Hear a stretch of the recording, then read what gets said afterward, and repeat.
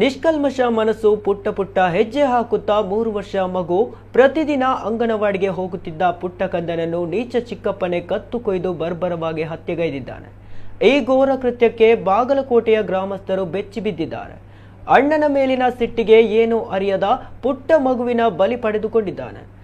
ಅಣ್ಣ ಬೈದು ಬುದ್ಧಿವಾದ ಹೇಳಿದ್ದಕ್ಕೆ ತಮ್ಮ ಈ ಕೃತ್ಯ ಎಸಗಿದ್ದಾನೆ. 3 ವರ್ಷದ ಮಧುಕುಮಾರನ ಜೀವವನ್ನ ಚಿಕ್ಕಪ್ಪ ಭೀಮಪ್ಪ ತೆಗೆದಿದ್ದಾನೆ. ಬಾಲಕ ಮುಂಜಾನೆ ಎಂದಿನಂತೆ ಗ್ರಾಮದ ಅಂಗನವಾಡಿಗೆ ಹೋಗಿದ್ದ. ಎಲ್ಲರೊಂದಿಗೆ ಅಂಗನವಾಡಿಯಲ್ಲಿ ಕುಳಿತಿದ್ದ ಬಾಲಕನನ್ನ ಚಿಕ್ಕಪ್ಪ ಭೀಮಪ್ಪ ನೇರವಾಗಿ ಮನೆಗೆ ಕರೆದುಕೊಂಡು ಹೋಗಿದ್ದಾನೆ. ಬಳಿಕ ನೆಲದ ಮೇಲೆ ಮಗುವನ್ನ ಹಾಕಿ ಹರಿತವಾದ ಆಯುಧದಿಂದ ಕುತ್ತಿಗೆ ಕೊಯ್ದಿದ್ದಾನೆ. ನೋವಿನಿಂದ ಮಗು ಚೀರಾಟದಿಂದ ಕ್ಷಣಾರ್ಧದಲ್ಲೇ ಜೀವ ಬಿಟ್ಟಿದೆ. ಜುಲೈ 22 ಬೆಳಗ್ಗೆ 9 ಗಂಟೆಗೆ ಮಗು ಮಧುಕುಮಾರ ತಂದೆ ತಾಯಿ ಹತ್ತಿ ಕೆಲಸಕ್ಕೆ ಹೋಗಿದ್ದರು.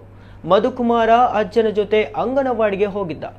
ಖುಷಿಯಿಂದ ಅಂಗಡಿಗೆ ಹೋಗಿ ಚಾಕ್ಲೇಟ್ ತಿನ್ನುತ್ತಾ ಮಗು ಅಜ್ಜನ ಜೊತೆ ಅಂಗನವಾಡಿಗೆ ಹೋಗಿತ್ತು.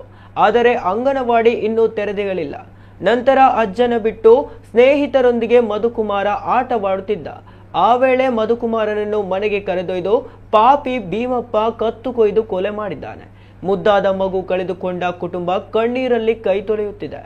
ಏನು ಅರಿಯದ ಪುಟ್ಟ ಬಾಲಕನ ಹತ್ಯೆಗೈದಿರೋ ಪಾಪಿ ಚಿಕ್ಕಪ್ಪನಿಗೆ ಗಲ್ಲು ಶಿಕ್ಷೆ ವಿಧಿಸಬೇಕೆಂದು ಸಂಬಂಧಿಕರು ಆಗ್ರಹಿಸಿದ್ದಾರೆ.